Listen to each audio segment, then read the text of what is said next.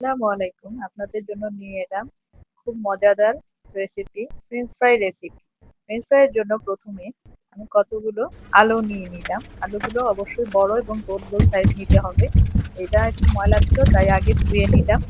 ধুয়ে পরিষ্কার করে এটাকে ভালো করে ছিলে নিতে হবে যাতে কোনো ছোকলা এটার সাথে লেগে না থাকে। ছেলার পরে ওটাকে একটু পানি দিয়ে ধুয়ে নিতে হবে। পানি দিয়ে ধোয়ার পরে ওটা আবার আপনার মন মতো করে স্লাইস করে নেবেন। মানে ফ্রেঞ্চ ফ্রাই আকারে কেটে নিতে হবে। ফ্রেঞ্চ ফ্রাই আকারে কেটে নিতে হবে যার যেমন মনে চায়। চিকন মোটা করে কেটে নেবেন ভালো করে ধুয়ে আবার ১ ঘন্টার জন্য মিনিমাম ১ ঘন্টার জন্য পানির মধ্যে অনেকে ৫০ মিনিটও রাখে, ৩০ মিনিটও রাখে কিন্তু ১ ঘন্টা রাখলে ভালো হয়। তারপরে এটাকে সেদ্ধ করার জন্য আলাদা পানি চুলায় দিয়ে দেব। পানিতে সামান্য একটু লবণ, একটু কালারের জন্য সামান্য একটু হলুদ দিয়ে দিব যাতে ফ্রেঞ্চ ফ্রাইটার কালারটা খুব সুন্দর আসে এতে করে। আহ, এতে করে ফ্রেঞ্চ ফ্রাই কালারটা খুবই সুন্দর আসে এবং যেহেতু আলুটা ঠান্ডা পানিটা পুরোপুরি ফুটিয়ে নিতে হবে যাতে আলুটা দিলে সাথে সাথে একেবারে ঠান্ডা না হয়ে যায়। যতক্ষণ পানিটা না ফুটে ততক্ষণ আমরা একটু অপেক্ষা করব। পানিটা ভালোভাবে ফুটতে দিব যখন ভালো করে বলক উঠবে পানিতে। দেখেন এখন আমি ঢাকনা দিয়ে ঢেকে দিব যতক্ষণ পর্যন্ত না বলক উঠবে। আমরা এটাতে আলুটা ছেড়ে দেব না। আলুটা অবশ্যই আমাদের মনে রাখতে হবে সর্বনিম্ন ২০ মিনিট এবং ১ ঘন্টা পর্যন্ত ভিজিয়ে রাখলে ভালো হয়। এখন ভেজানো আলুটাকে আমি ছেঁকে নিচ্ছি, পানিটা ঝরিয়ে নিচ্ছি আর কি। পানিটা ঝরিয়ে নিলে ওইখানে পানিটা তাড়াতাড়ি ঠান্ডা হবে না। এখন দেখেন আমার পানিটা বলক উঠে গেছে। এর মধ্যে আলুগুলো ছেড়ে দিব, স্লাইস গুলো ছেড়ে দিব। ছেড়ে দিয়ে ৫ থেকে ৬ মিনিট সেদ্ধ করব যাতে 60% এর মতো সেদ্ধ হয়। আলুগুলো যেন 60% এর মতো সেদ্ধ হয়ে যায়। এতে করে ৫ থেকে ৬ মিনিট ফোটালেই হয়ে যায়। ভালো করে এভাবে ফুটতে থাকবে যখন তখন ৫ থেকে ৬ মিনিট আপনি ফুটিয়ে নেবেন। যখন দেখবেন ৬০% সেদ্ধ হয়ে গেছে তখন আলুগুলো আবার নামিয়ে নিবেন। নিয়ে সে কিন্তু আবার ঠান্ডা করতে হবে। সেদ্ধ থেকে নামিয়ে ঠান্ডা পানি দিয়ে ধুয়েও ঠান্ডা করতে পারেন আর ফ্যানের বাতাসেও ঠান্ডা করতে পারেন। ঠান্ডা পানি দিয়ে ধুয়ে হালকা ঠান্ডা করে আমরা আগে আলুগুলো উঠিয়ে নিই। নিয়ে ওটা একটু ঠান্ডা পানিতে দিয়ে ঠান্ডা করে নিলাম।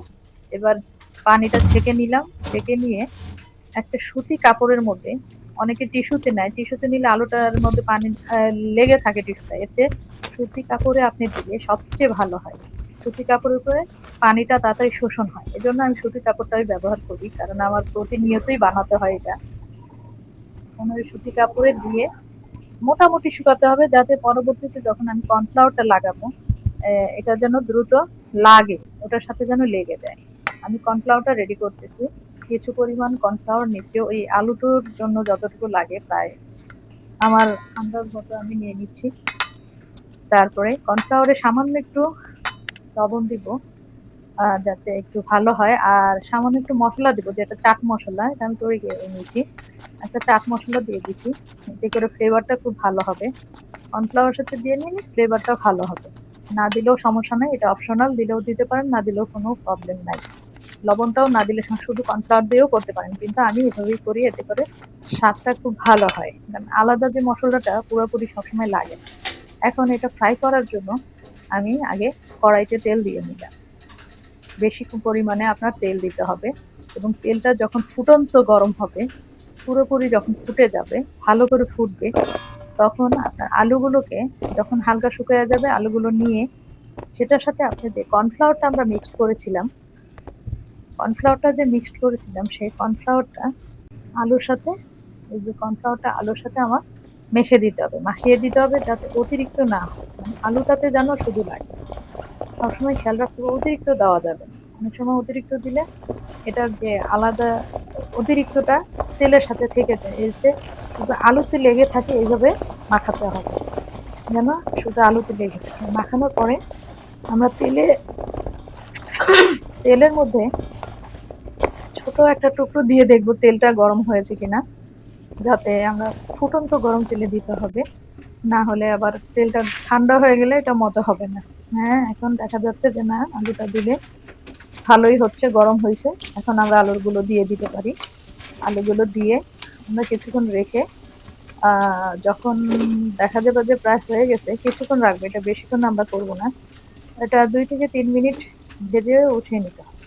হাফ সেদ্ধ, মানে হাফ ভাজা করতে হবে, পুরোপুরি ভাজা যাবে না। এই যে এরকম হালকা হালকা কালার আসছে, তখন এটাকে নামিয়ে নিতে হবে।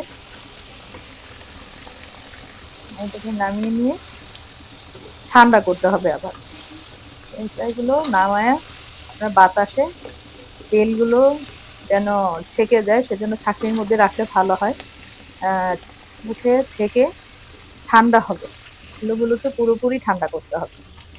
ফুললি এটা কিন্তু এক ভাজা দিয়েছি, আলু ফ্রেঞ্চ ফ্রাই কিন্তু 2টা ভাজা দেওয়া লাগে। প্রথম ভাজা দিলাম, আহ পরেরটা আর একটু দিলাম, যেগুলো ছিল ওগুলো করে নিলাম। এখন আমার এই আলুগুলো তেল ঝরা হবে প্লাস ঠান্ডা হয়ে যাবে। এখন আলুগুলো দেখেন ঠান্ডা হয়ে গেছে, অনেকক্ষণ রেখে দিয়েছিলাম, ঠান্ডা হয়েছে। এখন আমি এটাকে এয়ারটাইট বক্সে অথবা এয়ারটাইট প্যাকেটেও আপনি রাখতে পারবেন। এয়ারটাইট প্যাকেটে করে ফ্রিজে ফ্রোজেন করবেন, এবং ফ্রোজেন করেও আপনি অনেকদিন রেখে খেতে পারবেন। শুধু খাওয়ার সময় এই যে আমি ফ্রিজ থেকে বের করে নিয়ে আসছি, আমি অনেক ওভারনাইট ফ্রিজে রাখছিলাম, পরের দিনই এটা কাজ করতেছি। আমি আবার ওই ফ্রিজ থেকে বের করে টেস্ট করলাম তেল নিয়ে, তেলটা গরম হয়েছে নাকি। কারণ ঠান্ডা জিনিস দেওয়ার সাথে সাথে তেলটা কিন্তু নর্মাল হয়ে যায়, তাই কড়া গরমের মধ্যে অবশ্যই অবশ্যই কড়া গরম তেলের মধ্যে আলুগুলো ছেড়ে দিই। আলুগুলো ছেড়ে দেওয়ার পরে দেখেন, যদি আমি নর্মাল তেলে দিতাম তাহলে এভাবে আহ গরম থাকতো না। দেখেন অনেকক্ষণ ধরে ভাজলাম, এটাও মিনিমাম 5 থেকে 6 মিনিট আপনি ভাজবেন। যদি মনে হয় আর একটু বেশি ভাজা লাগে আর একটু বেশি ভাজবেন, তবে অবশ্যই মনে রাখবেন অল্প তেলে বেশি আলু দেওয়া যায় না। অল্প তেলে অল্প আলু দিয়েই ভাজতে হবে। তেলের পরিমাণ বেশি হবে, আলুর পরিমাণ কম হবে, তাহলে আপনার ফ্রেঞ্চ ফ্রাইটা খুব সুন্দর হবে। এই দেখেন ভাজা হয়ে গেছে, আমি এখন তুলে নিলাম। এখন হচ্ছে পরিবেশনের পালা, আর কোনো কাজ নেই, পরিবেশনের পালা। এখন ফ্রেঞ্চ ফ্রাই গুলোকে সুন্দর করে তেলটা ঝরায় নিতে হবে, টিস্যু দিয়ে মুছে নিয়ে তারপরে আপনি এটা খাওয়ার জন্য প্রস্তুত করতে পারবেন।